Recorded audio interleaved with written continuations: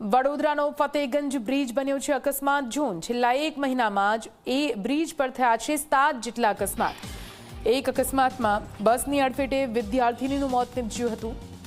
Bridge પર ભયજનક વળાંકના કારણે વારંવાર અકસ્માતો અને તે બાદ પણ વીએમસી અને ટ્રાફિક વિભાગ જાગ્યું। બ્રિજ પર રમ્બલ સ્ટ્રીપ મૂકી સ્પીડ લિમિટના બોર્ડ લગાવવામાં આવ્યા છે।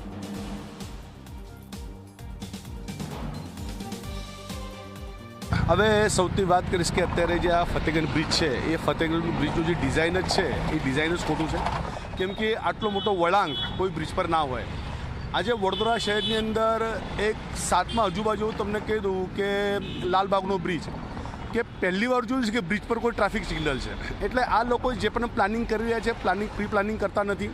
ક્યાંક તો પછી મને એવું લાગી છે કે સારા અધિકારીઓની એ કમી દેખાઈ રહી છે। હવે જે પ્રમાણે આ જે બ્રિજ છે અને બ્રિજનો જે વળાંક છે, વળાંકને ધ્યાન રાખતા ઘણી બધી અકસ્માતો થઈ રહ્યા છે, લોકોના જીવ જઈ રહ્યા છે। ખરેખર તંત્રએ આની પર કાળજી રાખવી જોઈએ, ધ્યાન રાખવું જોઈએ। આ વડોદરા મ્યુનિસિપલ કોર્પોરેશનની તંત્રની હંમેશા આદત રહી છે કે જ્યારે કોઈ બનાવ બને એના પછી આ લોકો જાગે। આજે આટલા વર્ષોથી આ બ્રિજ બન્યું હતું ત્યારે આ લોકોના ધ્યાનમાં નથી આવ્યું કે આ બધું બનાવવું પડે જેનાથી અકસ્માતો ઓછું થાય, કે એક સ્પીડ લિમિટ તય કરવી પડે, કે કેમેરો લગાવવો પડે કે આટલી સ્પીડની ઉપર જાઓ તો તમને મેમો આપે, તમને એક ફાઇન ભરાવે। જેવી રીતે નેશનલ હાઈવે બ્રિજ પર જાઓ તમે નવો બન્યો છે કે આ સ્પીડની લિમિટ છે કે 100-110ની ઉપર જશો તમારું મેમો બનશે, પણ જ્યારે અકસ્માત થાય, જ્યારે કોઈ બનાવ બને કોર્પોરેશનની રાહ જોતી એના પછી આ જે સ્પીડ બ્રેકર ટાઈપ જે બનાવવામાં આવ્યું છે એ પણ ખોટું જ છે, હું માનું છું, કેમ કે એનાથી ગાડીને નુકસાન થઈ રહ્યું છે। આ દરેક 10 સ્ટેપે આ બનાવવામાં આવ્યું છે, એનાથી કોઈ અકસ્માત રોકાવાનો નથી। સ્પીડ લિમિટ ઓછી થઈ શકે પણ એનાથી કોઈ અકસ્માત રોકાવાનો નથી। આનાથી તો લોકોનું બેક પ્રોબ્લેમ આવી રહ્યા છે। સૌથી પહેલાં દુનિયાની અજાયબી છે લાલબાગ બ્રિજ, કે જ્યાં ટ્રાફિક ત્યાં આગળ સિગ્નલ મૂકવું પડ્યું, અને આ ફતેગંજવાળો બ્રિજ છે એક મહિનામાં કેટલા બધા ઉપરા છાપરી અકસ્માતો થયા છે।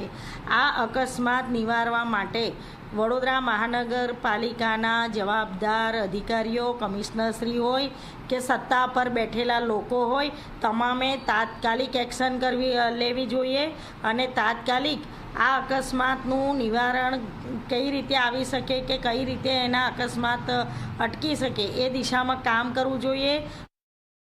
બેઝિકલી તારણ તો એ જ છે કે એની સ્પીડ કંટ્રોલ કરવી જોઈએ। ખરેખર તો એ જ છે કે સ્પીડ કંટ્રોલ કરવી જોઈએ, અને થોડી જે આ સપાટી જે છે એમાં રમ્બલ સ્ટ્રીપની રફનેસ થોડી આવી જોઈએ। એ બે જ કારણ હતા જેનો અમે એક્શન લઈ રહ્યા છે। વાહન ચાલકો વધુ પડતી સ્પીડ ચલાવે છે એવું કંઈ છે? વાહન વધુ પડતી ઘણીવાર આ બી સપોઝ કોઈ ત્યાં ઊભા રહેશો તમને લાગે છે ઘણીવાર જે 2 વ્હીલર્સ હોય છે, 4 વ્હીલર્સ હોય છે, એની સ્પીડ જે અમે 40ની કંટ્રોલ કરી કે 40 બિલોમાં તમારે કર્વેચર પોર્શનમાં જવું જોઈએ, તો એમાં ઘણીવાર તમે જોતા હશો કે વ્હીકલ મૂવમેન્ટ થોડી ફાસ્ટ હોય છે, એને કંટ્રોલ કરવાથી બધું પ્રોબ્લેમ સોલ્વ થઈ જાય એવો છે। વડોદરા શહેરનો ફતેગંજ બ્રિજ અકસ્માત બ્રિજ બન્યો હોય તેવી અહીંયા પરિસ્થિતિનું નિર્માણ થયું છે, કારણ કે છેલ્લા એક મહિનાની અંદર જ 7થી પણ વધારે અકસ્માતો થયા છે, જેમાં અનેક વાહન ચાલકોને નુકસાન થયું છે, અનેક લોકો ઇજાગ્રસ્ત થયા છે। જ્યારે એક MS યુનિવર્સિટીની જે વિદ્યાર્થીની છે તેનું STની વોલ્વો બસની અડફેટે મૃત્યુ થયું છે। આપ જોઈ શકો છો કે આ જે ભયજનક વળાંક છે તે વળાંકના કારણે સતત અકસ્માતો થઈ રહ્યા છે, ત્યારે કોર્પોરેશન અને પોલીસનું તંત્ર છે તેમને પોતાની આંખ ઉગાડી છે, અને આ અકસ્માત અને મૃત્યુ થયા પછી કોર્પોરેશને બ્રિજ પર અલગ અલગ જગ્યા પર સાઇન બોર્ડ લગાડ્યા છે, જેમાં ગો સ્લો અને સ્પીડ લિમિટ 40ની રાખવામાં આવી છે। તે ઉપરાંત જો વાત કરવામાં આવે તો રમ્બલ જે સ્ટ્રીપ્સ છે તે રમ્બલ સ્ટ્રીપ્સ પણ અહીંયા લગાવવામાં આવી છે, જેના કારણે વાહનોની જે ગતિ છે તેમાં ઘટાડો થઈ શકે। મહત્વની બાબત છે કે કોર્પોરેશનના અધિકારીનું માનવું છે કે લોકો પૂરપાટ ઝડપે વ્હીકલ બ્રિજ પર હંકારે છે, તેના કારણે સતત અકસ્માતો વધી રહ્યા છે। ચોક્કસથી લોકોએ જે સરકાર અને કોર્પોરેશને અને ટ્રાફિક વિભાગે જે સ્પીડ લિમિટ નક્કી કરી છે તે સ્પીડ પર જ પોતાનું વાહન હંકારવું જોઈએ, તો તેઓ અકસ્માતથી બચી શકશે। સાથે જ કોર્પોરેશને સુરક્ષાના ભાગરૂપે બ્રિજ પર અલગ અલગ જગ્યા પર સાઇન બોર્ડ, નોટિસ બોર્ડ લગાડ્યા છે, રમ્બલ સ્ટ્રીપ્સ લગાડી છે બ્રિજ પર વળાંકના ભાગે, સાથે જ નીચે ઉતરતા જે ઢાળ છે ત્યાં પણ આગામી સમયમાં રમ્બલ સ્ટ્રીપ્સ લગાડવામાં આવશે। એટલે કહી શકાય કે કોર્પોરેશનનું તંત્ર અને ટ્રાફિક પોલીસ વિભાગ અને RTO આ તમામ ભેગા થઈને હવે બ્રિજ પર કઈ રીતના અકસ્માતમાં ઘટાડો કરી શકાય, કઈ રીતના લોકોને સુરક્ષિત રાખી શકાય તે દિશામાં વધુ કાર્યવાહી કરી રહ્યા છે। કેમેરામેન મુકુંદ દવે સાથે રવિ અગ્રવાલ, G24 કલાક, વડોદરા।